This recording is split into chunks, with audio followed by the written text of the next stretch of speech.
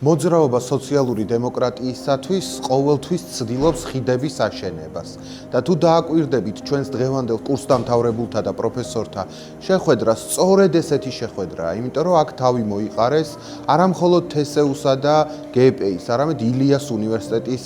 პროფესორებმა, სტუდენტებმა, კურსდამთავრებულებმა. აქვე არიან სხვადასხვა მიმართულების ექსპერტები, აქვე არიან თქვათ სამოქალაქო საზოგადოების წარმომადგენლები. ჩვენ მარტო არ ჩავატარეთ ეს ღონისძიება, ვთხოვეთ დახმარება თქვათ მოედანს, ვთხოვეთ დახმარება მოძრაობას ქართული განათლება საფრთხეშია და აი შევქმენით ერთგვარი პლატფორმა, სადაც მსჯელობთ როგორ უშველოთ ჩვენს განათლების სისტემას, იმიტომ რომ ქართული ოცნების განზრახვაა, რომ რამდენიმე წელიწადში გვყავდეს უფრო ცოტა პროფესორი, გვყავდეს ძალიან ცოტა სტუდენტი, ძალიან ცოტა შენობა ჰქონდეთ უმაღლეს სასწავლებლებს და საერთოდ განათლება იყოს მხოლოდ მცირე ელიტური ჯგუფებისთვის ხელმისაწვდომი და დანარჩენი მოქალაქეები დარჩნენ უმაღლესი განათლების გარეშე, შესაბამისად განვითარების შანსის გარეშე.